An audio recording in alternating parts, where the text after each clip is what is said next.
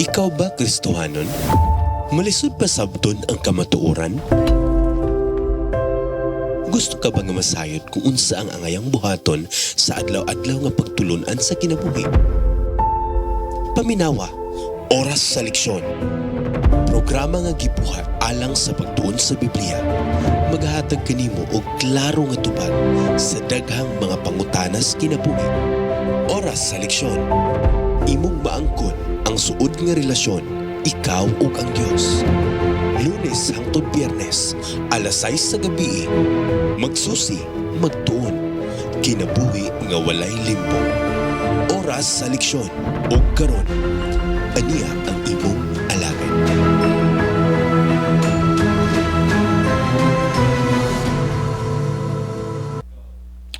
Exodus Kapitulo 12, versikulo 13. Ug ang dugo timaan sa mga balay diin kamo magapuyo. Ug kung makita ko ang dugo, mulabay ako sa ibabaw kaninyo, ug walay kamatay nga moabot kaninyo sa diha nga patyon ko ang mga panganay sa yuta sa Ehipto. Maayong gabi ka natong tanan mga higala, mga kaigsunan o gatong mga suking tigpaminaw ning atong programa Oras sa Leksyon. Sa ngalan sa atong mga kadagkuan o mga pangulo dinhi sa atong sibiyahanan, radyo sa Paglaom 106.8 og sa tanang kawani og ingon man sa akong partner og kanunay natong kauban dinhi sa Sabbath School Department nga mao ang atong kasamtangan nga Sabbath School Director Pastor Diego Balanza o sa atong mga pangulo dinhi sa Northern Davao. Ako karon ang inyong makauban, Brother Jesse Alpanta sa Auditing Department. So kumusta ka mo tanan? Mga higala, mga kaigsunan, gusto ko itunol ang pagtimbaya labi na sa atong mga regular gyud nga nagapaminaw dinhi sa atong sibihanan, dinhi sa atong syudad sa Tagum City din naga-broadcast kining atong radyo og sa mga palibot nga mga municipality nga maabtan niini labi na dinhing dapita sa Davao del Norte og sa Davao de Oro og sa atong sister station dito sa Mati City ang atong AWR Hope Radio Mati 94.3 labi na sa atong mga programmers og sa atong station manager diha og mga kaigsuonan palibot diha sa atong upat ka distrito sa Mati Central, Kapaglaom District og Mati Anbi og sa mga silingan nga mga municipality nga maabot sa atong programa dinha sa Mati City ang atong stasyonan diha sa Lupon, Banay-Banay og ingon man diha San Isidro paingon dito sa Gobernador Generoso og part din na sa Tarragona nga maabot pa sa atong programa. Kumusta ka mo tanan? Naglaom ta nga naamos mahing panglawas. Ug sa atong mga kaigalaan nga nagsubaybay pinagi sa atong Hope Channel Northern Davao. Welcome ka mo tanan. Labi na sa atong mga kaigsuonan nga nagapaminaw diri sa atong Northern Davao Mission, di natay tulo ka mga probinsya og tulo ka mga syudad nga sakop niini. Og dili lang dinhi kundi sa atong mga mission and conferences nga palibot diri sa atong Islas Mindanao nga makapahimulos labi na diha sa Davao.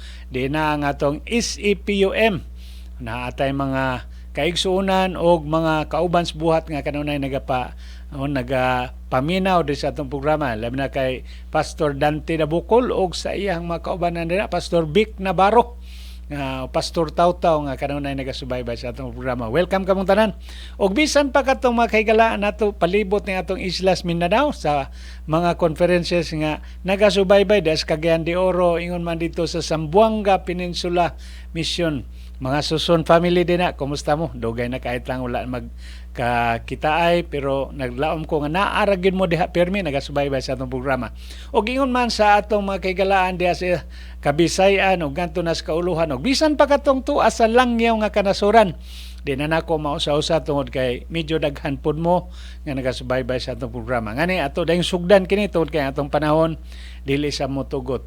Pinaagi sa pagampo atong sugdan, amahan nga langit noon, salamat. Nga ikaw nagagahin ka na mong panahon din among matun-an ang imong mga pulong. Nasayod mi nga bililhon kini o kini buhi sa kanunay o ngani amo kini nga ginabasa aron makahatag namo og kasiguruhan sa among panaw ang langit nun nga puloy-anan. Ngani sabta kami magtuon, ikaw magapataliwala kahatag kaalam, kahibalo aron sayon sabton ang imong pulong. O kini dili mahimong kawang ko dili dunay luna sa among kasing-kasing aron kini mamahimo namong kasaligan nga kamatuoran sa among panaw ug makahatag ni namo og kusog kabaskog labi na sa mga hagit nga among giatubang adlaw-adlaw, makahimo mis paglahutay hangtod sa pagbalik ni Ginoong Hesus nga among Dios. Salamat nga ikaw nagtubag sa among pagkampo, do na may kapakyasan dawat aming pinasaylo. Kay kini tanan namong gisalig tungod lamang sa ngalan ni Hesus nga manluwas. Amen. So nini nga kagabihon, higalag mga kaigsunan, ato na sab nga padayunon ang atong pagsubay ni ining nindot kaayo nga libro sa Exodus. Journey with us with God, pinaagi sa Exodus. Ngani ni anata sa uluhan nga pisak diri sa atong Passover nga kinatibuk-an nga pagtuon karon nga semana. Ngani ang atong pagtuon masintro na sab siya diri sa Exodus kapitulo 12. Mga bersikulo 17 ngani gilakbitan nato ang kapitulo 12 bersikulo 13 ngadto na sa 23 tungod kay ni dinhi ang sentro sa atong pagtuon. Kagabi atong gibiyaan nga ang Passover nga pulong nagagikan kini sa duha ka pulong nga pas ug over. Ngani atong gisgutan nga kini kinabuhi og kamatayon tungod kay ang dili ang maagian nga wa makapangandam makaagom sa silot sa kamatayon. Apan alang ni adtong nakapangandam kini mahimong kinabuhi. Ngani atong gilakbitan ning kapitulo 12 bersikulo 13 kay ni dinhi ang gisulti gyud sa Ginoo nga kung ang usa ka panimalay wala makahimo sa pagpangandam, siya makaangkon sa silot nga mao ang katapusan nga hampak sa Ehipto. Ngani nini nga kagabion atong gisgutan nga unsa ang importante kaayo nga mensahe alang kanato tungod kay naghisgot kini og dugo. Atong nahibaw-an nga ang mga Israelinon nagbutang gyud sila og dugo diha sa ilang mga pultahan. Ngani gisgutan nato ni kagabi nga kini nagsimbolo kang Kristo Jesus. Mao nga the blood of the sacrificial animal is the key element in the celebration. Kini gitawag nato Pisak nga mao ang Passover. Ang pinakasentro ni mao ang dugo. Those who participated in this feast have put the blood of the slain lamb on the door frames of their house. Ang tanan nga miapil og nangandam kinahanglan magbutang gyud og dugo sa ilahang mga pultahan aron sa diha nga ang manulunda nga gitahasan sa pag execute ni ining gitawag og plague o hampak, ang tanan nga dunay og nagparticipate dili mahiagom.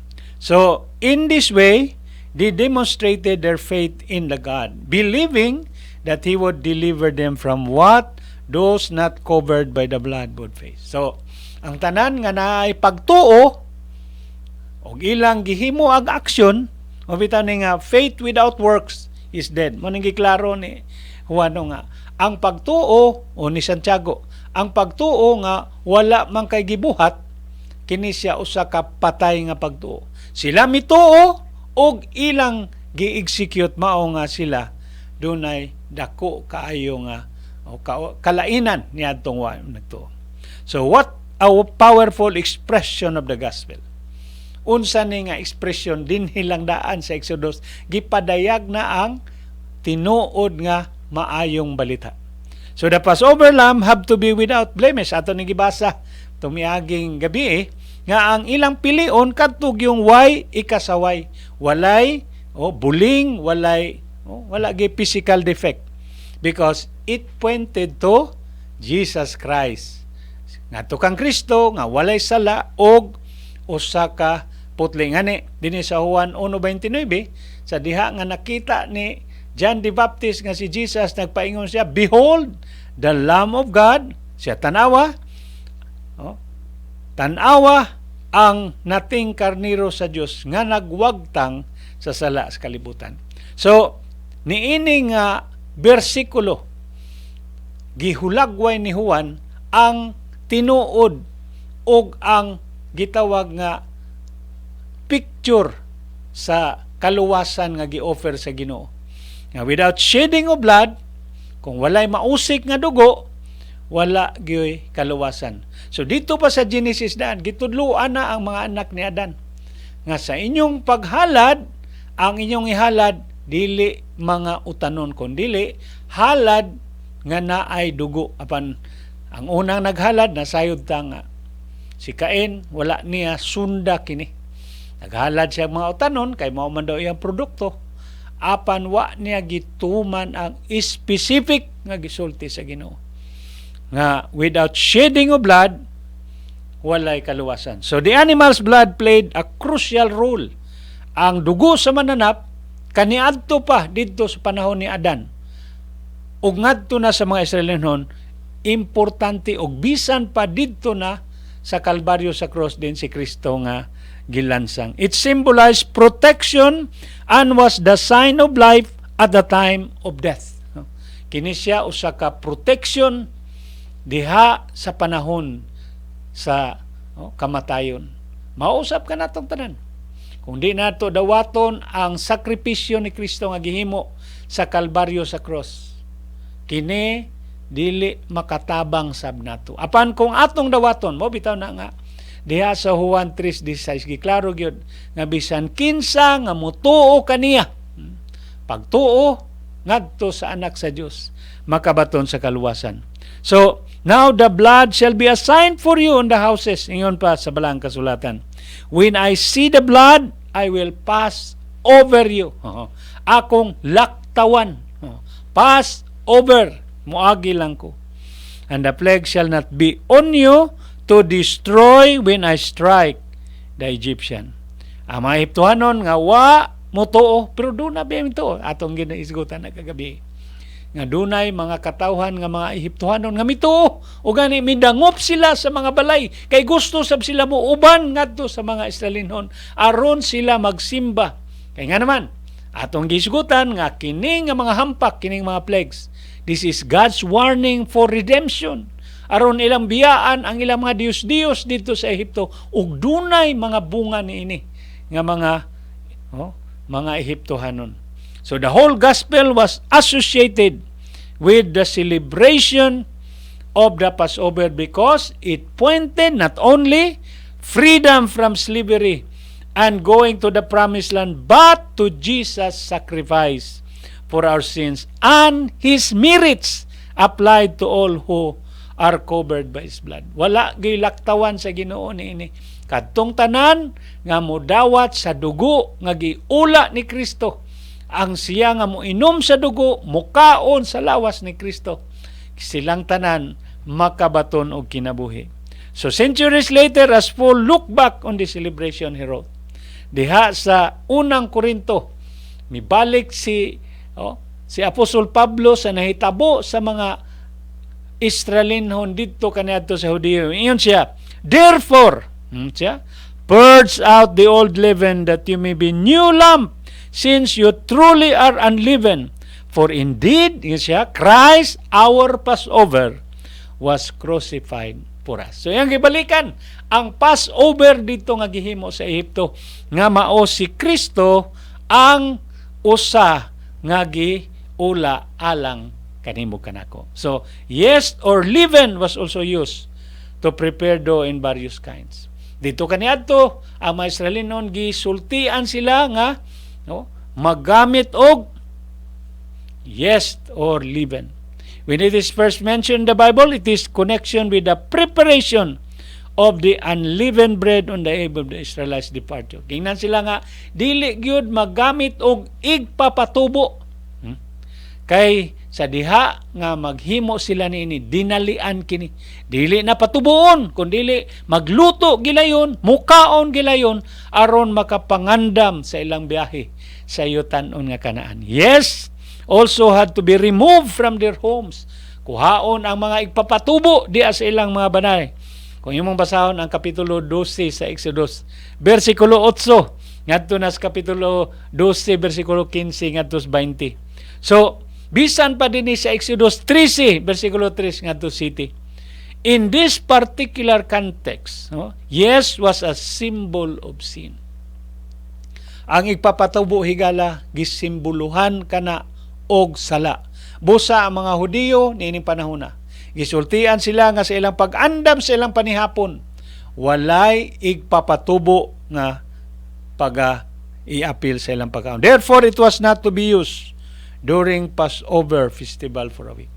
So sa mga Hudiyo, sa diha nga ilan aning gisilibrar, wala gyud sila gagamit og mga igpapatubo. So kini nga mga tulumanon kinahanglan gyud masunod sumala sa direksyon sa Ginoo kay kini mga specific nga mga requirements. The unleavened bread is a symbol of a sinless Messiah who overcome all temptation and gave his life for us. Ang walay igpapatubo nga pagkaon nga inandam nagsimbolo kini sa lawas ni Kristo nga mao ang iyang gi-offer alang kanatong tanan. A bunch of hyssop which was dipped in the blood symbolized God's purifying grace. Ya gitudloan sab sila nga mogamit og hyssop. Wa man ni sa atong panahon ron.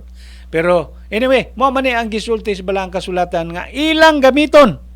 In short, although Pesach, the redeeming work of Christ, is revealed diha sa Passover, tanan nga buluhaton diha, gipadayag ang buluhaton ni Kristo diha sa iyahang kaluwasan nga gi-offer.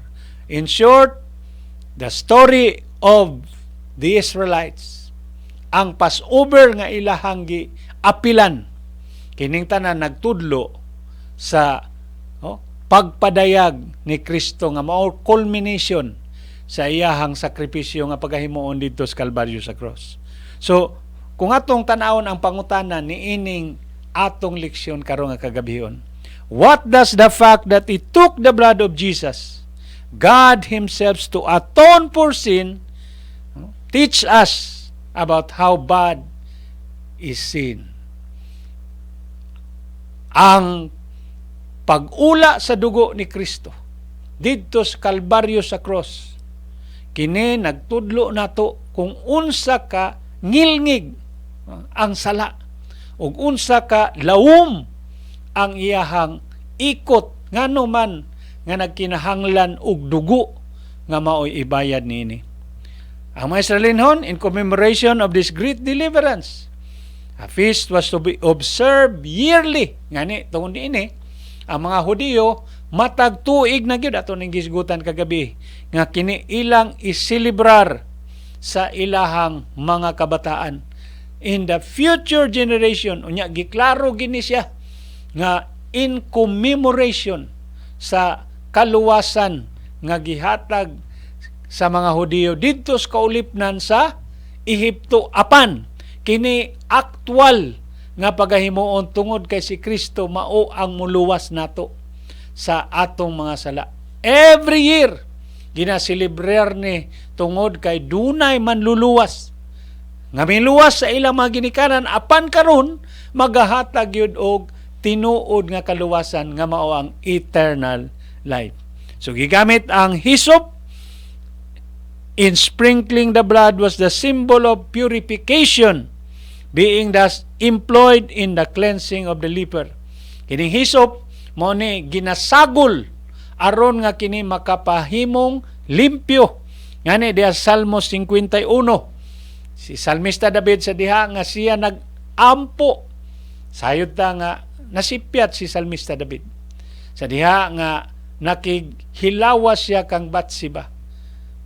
Ngani ang iyang pag-ampo diha sa Salmo 51, makalilisang ang iyang pagbasol sa sala. Iyang nahimo nga nakapasakit sa manluluwas. Ngani, sumala pa niya, purge me with hyssop, and I shall be clean. Wash me, and I shall be whiter than snow. Bawat pasabot, kining hyssop nga gamit sa mga Hudiyo sa ilang before sa ilang paglakaw, maoy gihandom ni Salmista David nga maoy muhugas sa iyahang kasalanan.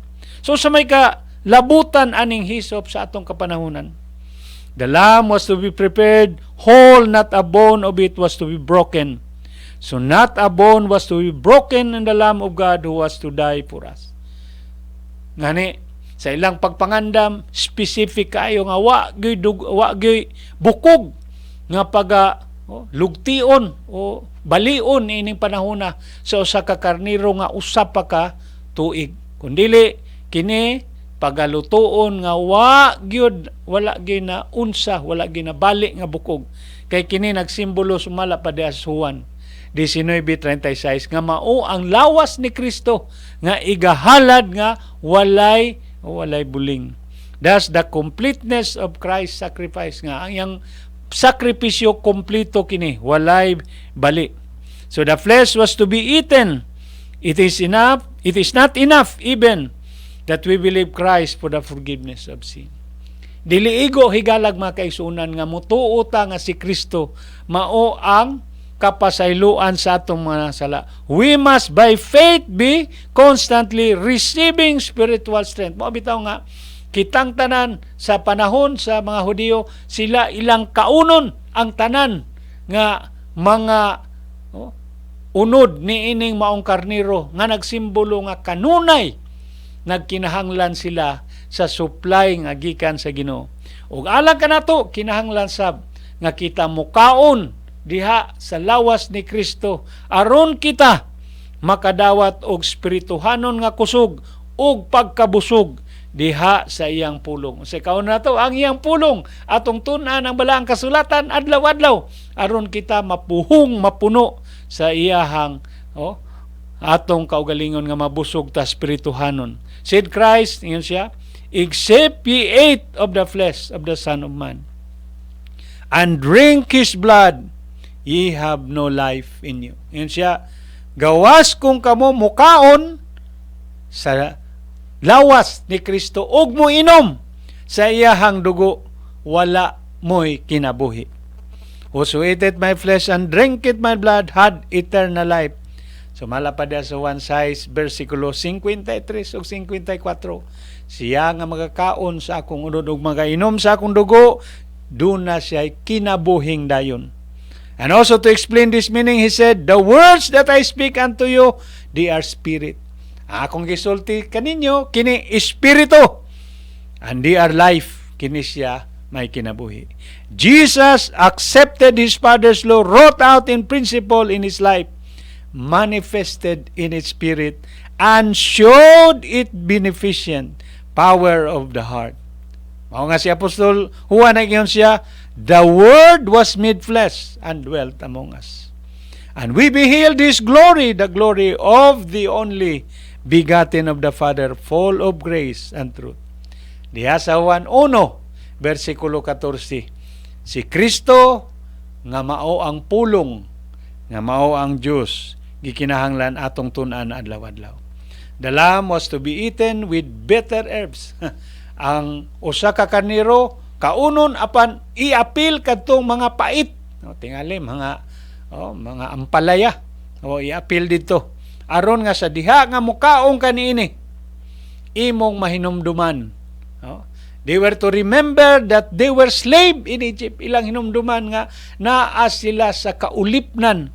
Ug tungod niini ang ilahang pagkaon, iapil nila o mahinumduman nila nga sila mga ulipon. So when we feed upon Christ, it should be with contrition of heart because of our sin. Sama daw sa atong pagkaon nga atong apilan og pait aron nga atong bation ang grabe nga resulta sa sala.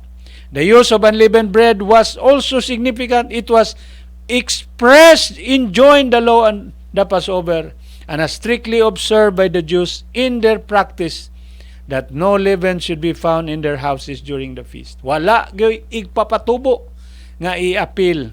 In like manner, the leaven of sin must be put away from all who would receive life and nourishment from Christ. Kay ang igpapatubo nagsimbolo kadto sa sala. Mao nga sa atong kinabuhi karon, dapat kuhaon nato ang sala.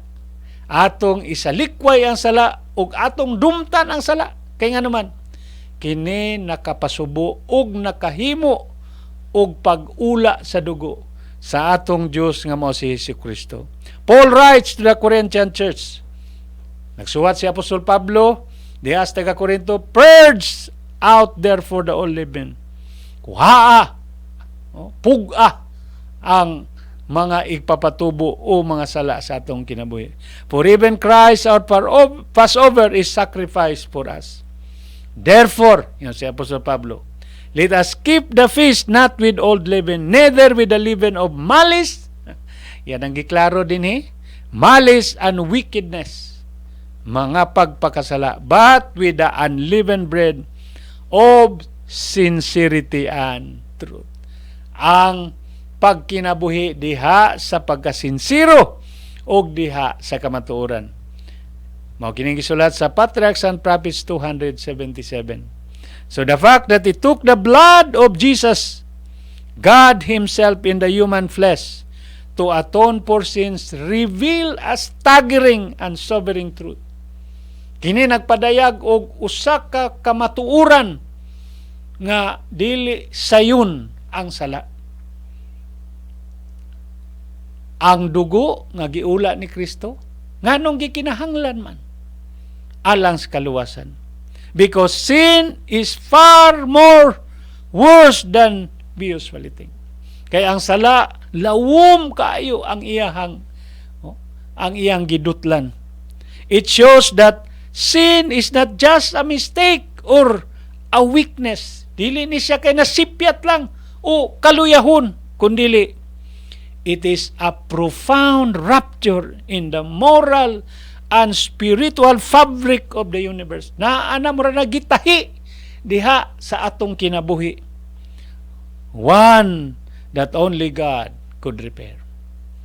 Why lain nga maka ayo ni ini kundili ang atong Dios at infinite cost of Himself. Diha sa pinakadako nga kantidad nga mao ang pag-ula niya sa iyahang kaugalingon. So the cost of redemption reveals the depth of sin. Kaya ang kantidad sa kaluwasan mapadayag diha sa kalawom sa giladmon sa gidangatan sa sala. Mo bitaw nga diha sa Hebrehanon Kapitulo 9 versikulo 22 nagaingon ang balang kasulatan, without the shedding of the blood there is no forgiveness of sin. Ngano ka nga kung way pag-ula sa dugo wala gyud kaluwasan. Nasayod ta nga sa karaang panahon didto pagkadanog ni iba gisultian na daan sila. Sacrificial system already taught that sin demands death. Kaya ang bayad sa sala niya ang mananap.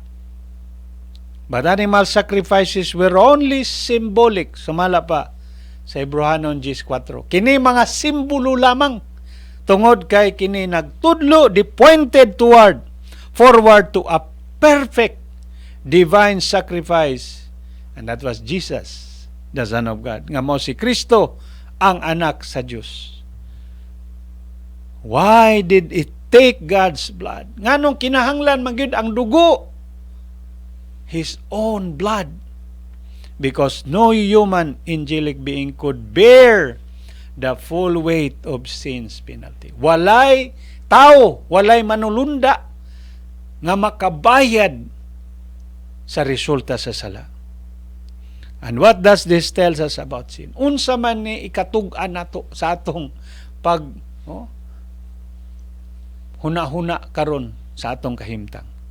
That sin is so serious, so offensive to God's holiness, that it requires God Himself to die. Grabe ka offensive ang sala. Nga kini naghatod nga ang Diyos mismo magpakamatay to make forgiveness possible. Aron lang gyud nga posible ang imo ug akong kaluwasan. Mao nga si Ellen White dia sa Education ningon siya, the cross is a revelation of our dull senses of the pain that sins. Sa daw ang cross mao ni naghatag nato og panglantaw nga sa atong way pagtagad sa atong kaugalingon sa kasakit sa sala. From its very inception has brought to the heart of God. Ang cross, grabe kaayo ka. Mao ni siya ang pinaka makauulaw og pinakasakit nga klasis kamatayon, apan kini nagtudlo nga ang kasakit sa sala diha sa kasing-kasing sa Dios ato unta nga mabati. Sin it is not just breaking rules. Kaya ang sala dili na ni kay pagsupak lang sa balaod, but it reveals rebellion against God's character. Pag-rebelde ni sa kinaiya sa Dios. Sin isn't just merely wrongdoing. It is a rejection of God's love. Kini pagsalikway sa gugma sa Dios, sa iyang otoridad ug sa iyang pagkabalaan. Sin is the transgression of the law, sumala pa sa Juan 3:4. But also it is enmity against God, sumala pa sa Roma 8:7. Pagpakigbatok kini ngadto sa Dios. And that enmity required reconciliation. Kung doon na gani pagsupaki, kinahanglan nga mapauli. Not just legal fix. Dili lang diya sa legal nga paagi, but a relational restoration. And only Christ, fully God and fully man, could bridge that infinite gap. Si Kristo ra gyud ang makasumpay ni anang waha na untay katapusan nga kanang gap between sin, between God and man. So to save fallen man, the King of Glory laid aside his crown, sumala pa des desire of ages. Tungod ini ang hari didto sa langit, iyahang gikuha ang iyang korona. Gihukas niya ang iyahang pagka-Diyos, gisuluban og pagkatawhanon. Ang iyahang royal robe iyang gitanggal. Clothed his divinity with humanity and came to this earth to suffer and die. And Christ was treated as we deserve. Si Kristo, kitang makasasala, mauuntay angay ilansang sa cross. Apan si Kristo mo'y gilansang dito. So malapas Desire of Ages, page 25. So the cross shows both the justice and mercies of God. Kaya ang cross nagpadayag sa hustisya og sa kaluoy sa Dios alang kanimo kanako. The fact that Jesus had to die demonstrate God's justice. Siya nagpakamatay ingon nga hustisya. Sin could not be overlooked or dismissed. Kay dili pwede nga pasagdan lang ang sala. Kinahanglan gyud tagaan pagtagad og tagan og bayan. But the fact that Jesus chose to die demonstrate God's love. Pwede gyud nga dili magpakamatay si Kristo. He could have chosen to leave us. Biyaan ta. Pero iyang gipili nga magpakamatay alang kanimo rather than lose the world. Mao na nga ang gugma nga wa magtugot. The love that would not let me go. Ang gugma nga wa mo biya. Diha sa Roma, versikulo 6:23. The wages of sin is death, but the gift of God is eternal life in Christ Jesus our Lord. Ang bayad sa sala, kitang tanan, unta, mga matay. Apan si Kristo ang mihimo niya na. And through Christ, God has made every provision of man. Pinagi kang Kristo, iyang gihatag ang tanan nga kahigayunan sa tao. May become a partaker of the divine nature and overcome the corruption that is in the world through lust. Nga mamahimo tang madinaugon, gihatagan tag kahigayunan. Nga atong mabuntog ang mga tentasyon sa kalibutan. Sumala pa diya Step to Christ, page 62. And the cross calls us to humility, gratitude, and repentance. Ang cross nagtawag nato nga magpaubos. Ang cross nagtawag nato nga magpasalamat. Ang cross nagtawag nato nga atong isugid og atong pangayo agpasaylo ang atong mga sala. Understanding that our sin cost Jesus life should lead us to hate sin. Kiniunta magtudlo nato nga ato nang dumtan ang sala. Not excuse it. Dili kay atong pasanginlan ang sala. Tao ra manggug ko, makasala mangyud ko. No. Dili na maoy gusto sa Ginoo. Nga kita mubiya from anything that separates us from God. Itong biyaan ang mga butang nga makapahilayo nato ngadto sa Dios. And live with a deep gratitude and love for the one who died for us. Magkinabuhi ta nga mapasalamaton tungod kay naay gugma ang Dios nga gihatag nga mao ang iyang pagpakamatay. In closing, gusto na kong basahon ng Testimonies for the Church, Volume 4, page 458. It was sin that made the death of Christ necessary. Ang sala, maotoy hinungdan na kinahanglan si Kristo magpakamatay. But the death of the cross is the strongest argument that can be produced to prove the enormity of sin. Ang cross, maotoy argumento nga makahatag unsa ang grabe nga resulta sa sala. Nagtuo ko nga ikaw karon mapasalamaton sa gihimo ni Kristo alang kanato. I am personally thankful for what Jesus has done. I could have been the one that was crucified. Ako unta ang ilansang sa cross, but Christ did it for me. Gihimo na ni Kristo ang cross alang nako. Mao ang pagpadayag sa iyang gugma. Higalag makaigsunan pagkanindot sa atong lesson. Atong gisgutan ang mga Israelinhon og sa atong presente nga panginahanglan. Nagtuo ko nga ang Dios duna gyud mensahe matagabi alang kanato. So ayaw kalimot nga magsunod sa atong programa adlaw-adlaw. Tungod kay ang Dios dunay giandam nga daghan pa kayong panalangin alang kanato. Apan ako ikasubo nga wa na gitaigong panahon. So atong tapuson kini atong programa pinaagi sa pagampo. Among Dios nga balaan, salamat. Nga imo kaming gipahinumduman sa usa ka buluhaton sa Passover nga ginahimo pagpahinumdom sa mga Israelinhon. Ang dugo nga maoy nakaluwas nila sa katapusan nga hampak nga gipadala sa Ehipto. Dunay dako kayong kabahin sa among kinabuhi niining katapusan ng mga adlaw. Katong dugo mao ang dugo ni Kristo nga makahatag og kinabuhi. Ug amo nasayran nga kini giula didto sa Kalbaryo sa cross sa makalilisang nga paagis pag-ula sa dugo. Imong gihimo pinaagi kang Kristo tungod sa imong gugma alang sa katawhan. Ang gugma nga dili mo biya. Ang gugma nga nagpangita. Salamat kayo amahan nga imo kaming gipangita bisan sa ang pagkamakasala. Kung gani ikaw nag-andam na namugluna dito sa langit.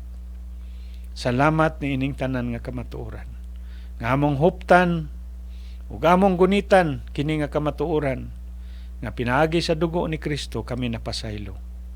Ug pinaagi sa imong dugo sa dugo ni Kristo kami napasiguli ug kami gihatagag kahigayunan nga makauban kanimo diha sa langit ng puluyan. Salamat nini nga kamatuoran. Naglaom mi nga kini maoy among kuptan adlaw-adlaw. Aron bisan unsa nga pagsulay nga among hisugatan makatindog mi nga malahotayon makadaog niining gubat ug makaabot niya ng destinasyon nga mao ang langit nun nga Kanaan. Salamat nga imong gitubag kini among mga pagampo ug imo sam gipasaylo ang among mga sala. Kay kini tanan among gisalig gilaoman nga pagadawaton tungod lamang sa ngalan ni Hesus nga among luwas. Amen. Higalag mga kaigsunan, daghang kayong salamat sa inyong pagpakiguban sa atong programa Oras sa Leksyon. Ayaw mo kalimot, matag adlaw nga Lunes hangtod sa adlaw nga Biyernes. Sa oras nga alas 6 ngadto sa oras nga alas 6:30. Kini ubos nga higala, manamilit ang Dios magpanalangin kanatong tanan. Good night and God bless everyone.